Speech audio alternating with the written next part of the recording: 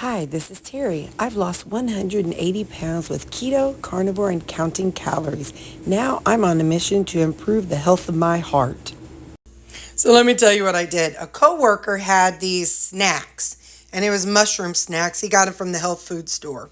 So I bought some whole big old white mushrooms, and I sprayed them with some olive oil, and I put some of the Crave all day seasoning, and it's a nutritional yeast and garlic, and I'm gonna put this on, and I'm just gonna let it start dehydrating, and we're gonna see what happens. It may be disgusting, but we always got to be willing to try new stuff. So let's see what happens. We're gonna get started on our salad. I don't have any peppers or onions today. Last time I did them, and actually I have it in my pickled veg. So I'm gonna just do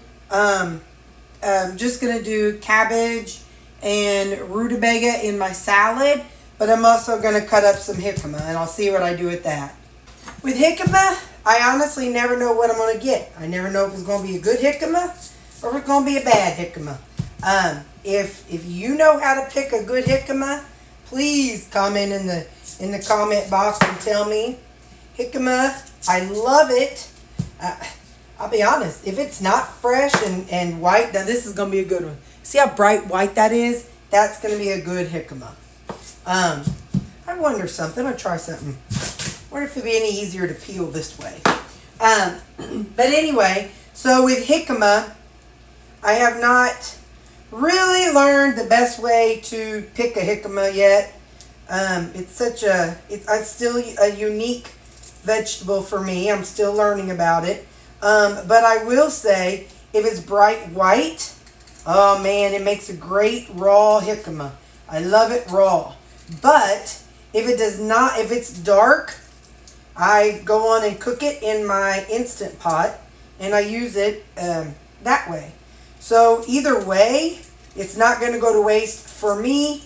But yeah, so if you're somebody who has been eating jicama for a long time, and you have any tips for me, or if you need to send me an email of how, if you know a video or something of how to pick a good jicama, please let me know, because like I said, it's something, I get them from Walmart. Now, if I got them from somewhere like Schnucks, they would probably always be good. I don't know that, but they would probably be better than the ones at Walmart. But anyway, Walmart is where I go. I'm not going to pay Schnucks prices. Walmart prices are getting higher as it is. So anyway, I'm going to go on and peel this jicama. But like I said, if you know how to pick a good jicama, if you know the best way to do it, please let me know. Or if you have a family member or you know somebody who knows how, let me know.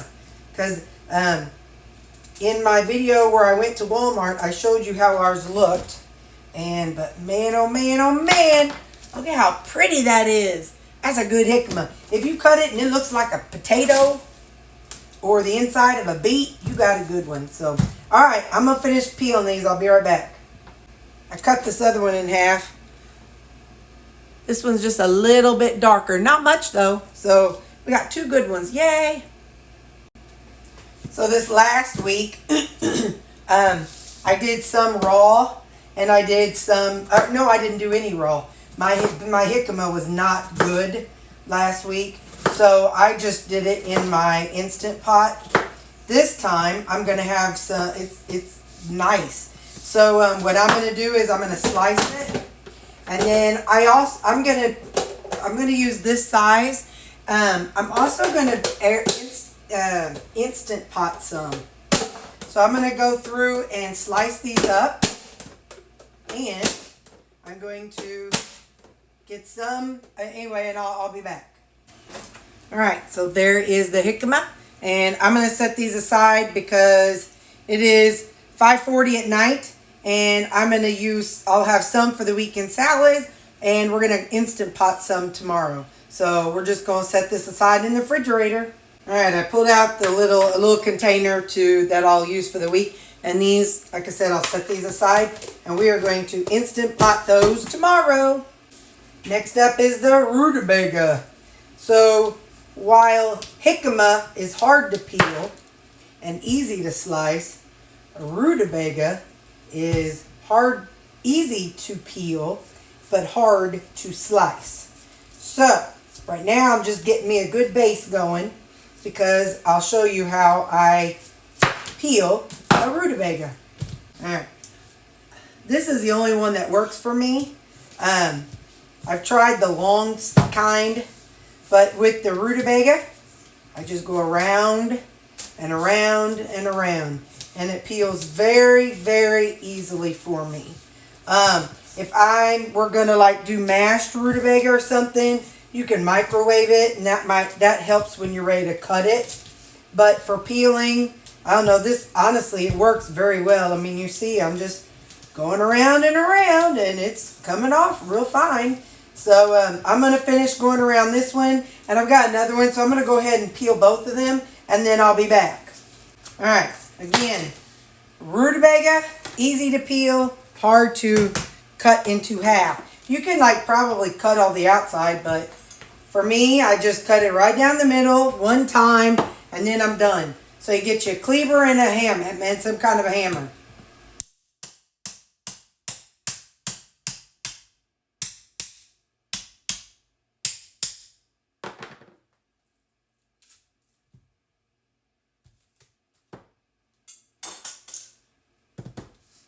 One.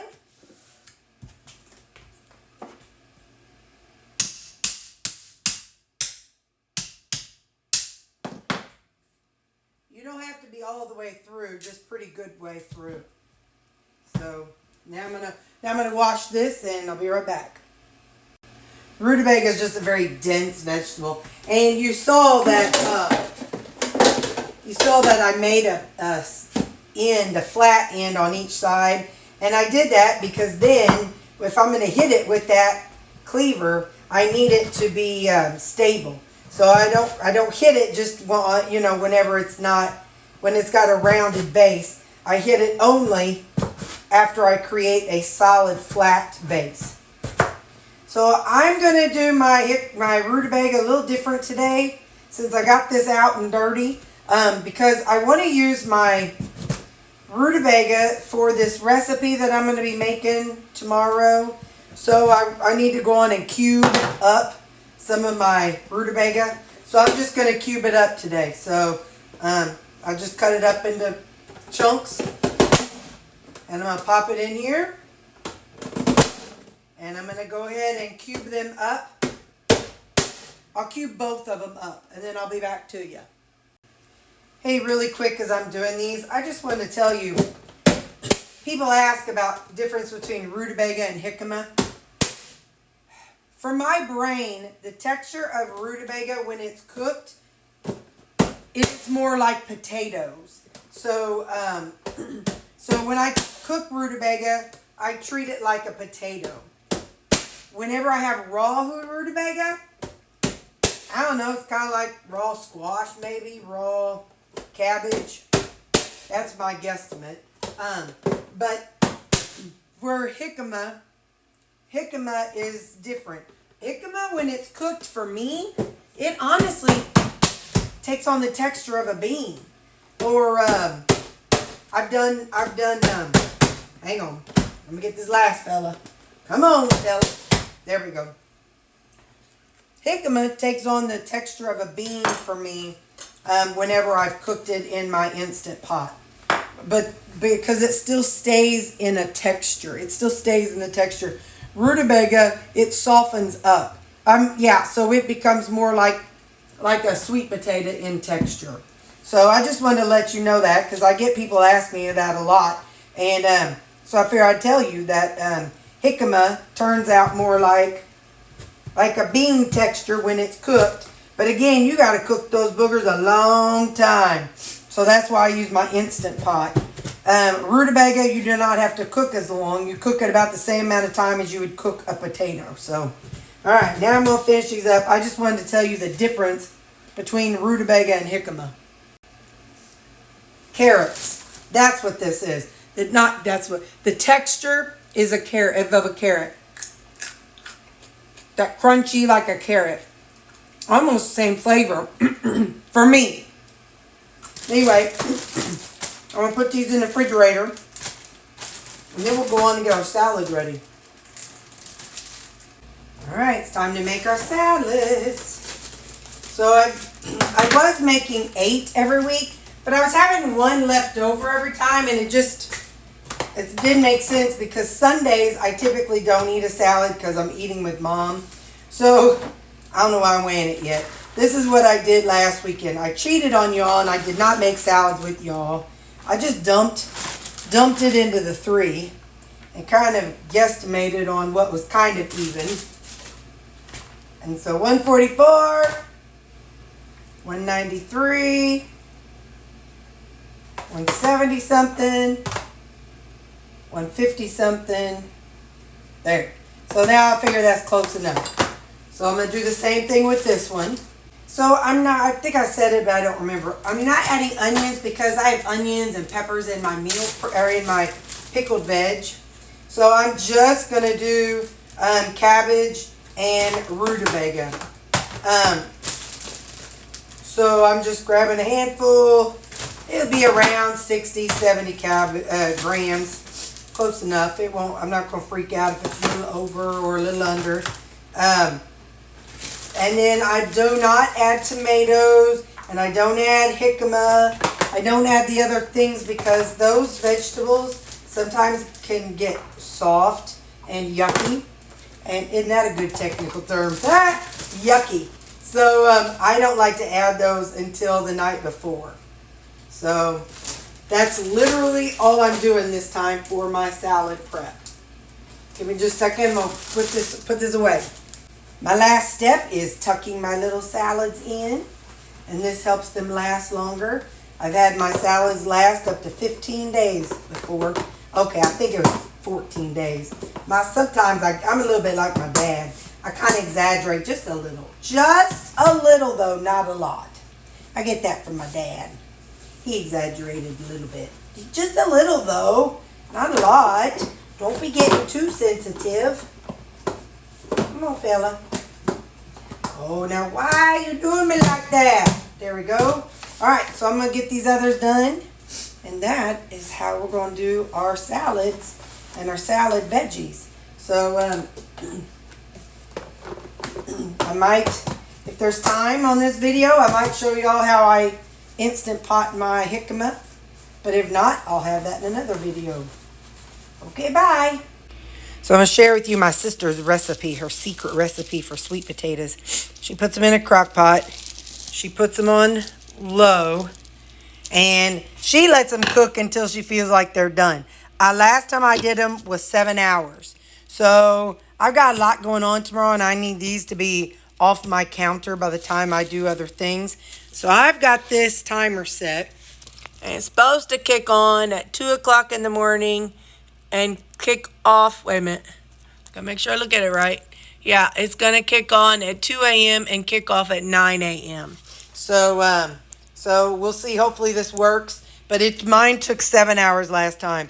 You wash them, stab it a bunch of times, and about a half cup of water in here and set it on low. Like I said, mine was 7 hours. So we know this is going to be set from 2 till 9. So we'll check it in the morning. All right, let's top our mushrooms. I already checked them this morning, and they were pretty close. It is now 8:30. I want to say I started them around 5 something last night. But honestly, with the dehydrator, it's a check and see because the temperature was between 113 to 131. So, and each dehydrator kind of has its own little deal. So this is how they look. So I looked up to see how much a thing of mushroom costs. And it was $3.75. So I did not look to see how much like a snack bag of mushrooms would cost. And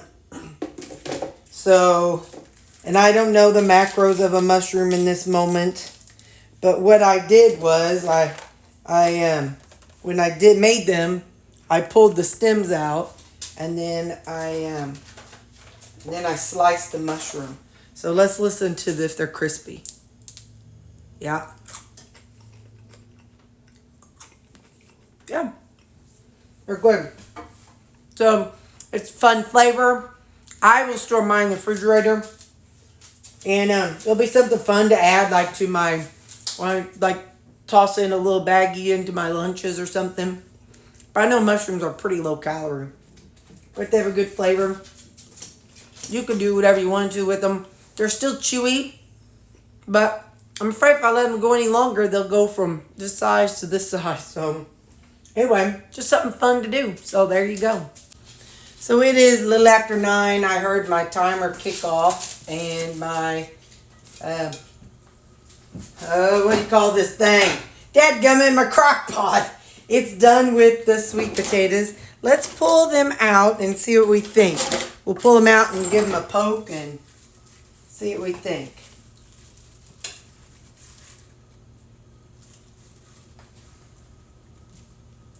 Yeah, look at that.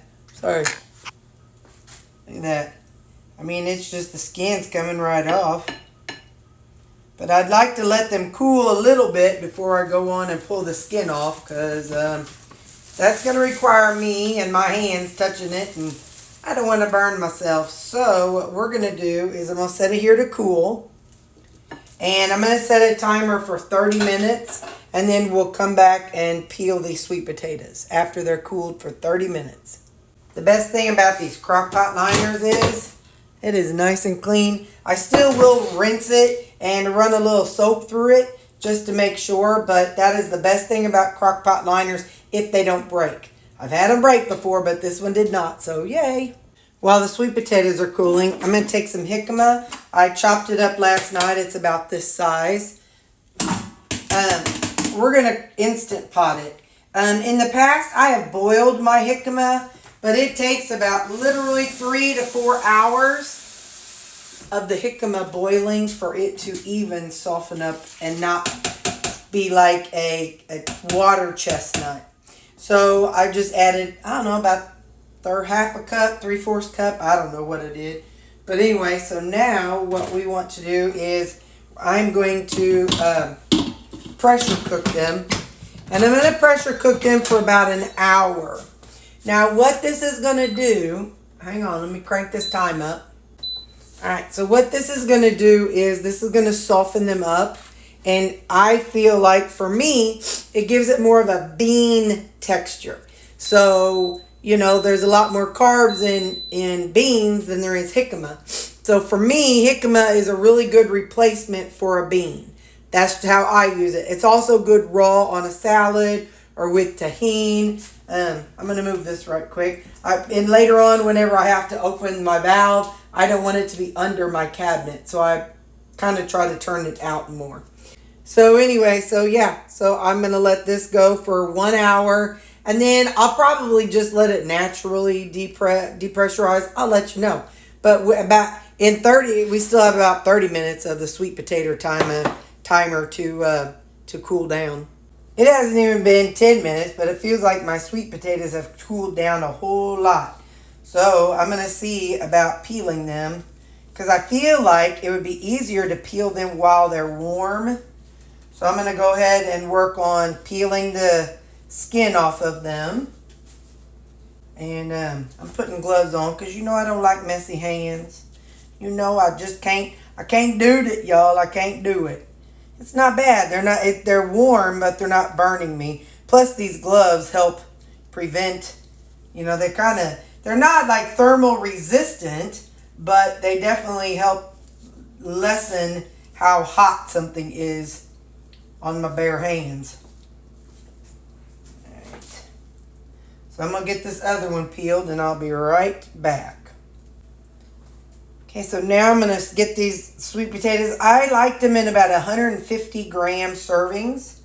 I'm going to see if I can get that. Let's see. Let me see. That's pretty close. Let's see, 136. Sometimes you got to kind of test it out. Listen, so this cooked 7 hours. It probably could have cooked 8 and it would have been better. But that's all right. You know, you don't know unless you don't try it. So, yep, they are going to end up being right at 150 each. And if you can't do sweet potatoes, that's all right. You know, we all got to eat our own way. I can't eat the way some people eat, and some people can't eat the way I eat. So I'm just showing those who can eat sweet potatoes how you could do it and go to work. So this is definitely something that I could do. I could set in a crock pot and go to work and feel confident that when I came home, my sweet potatoes would be good and ready to go.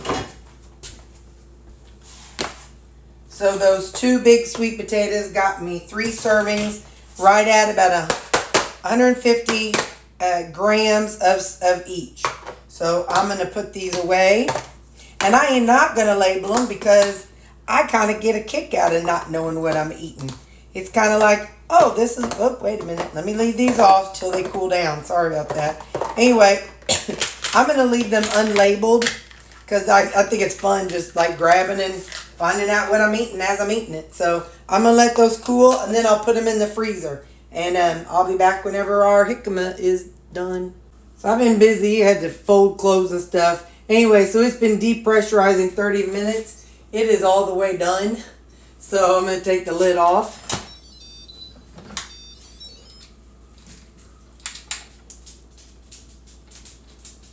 And mine has a little handle you can set the side on. And I'm going to pull out my little dealie there. I'm going to pull out the pot and just kind of set it here and let it cool off and move this off to the side. I'll be right back. Hey, so whenever cooking jicama in the, after I Instant Pot it, I don't eat the jicama by itself once it's cooked. I use it as things. I use it as a bean in, in various dishes. Because like I said, after that hour, it takes on a bean texture in my brain. You could probably go another 30 minutes and maybe it would take on more of a bean. It's more like an al dente bean. But anyway, so I like jicama that way. If it's cooked.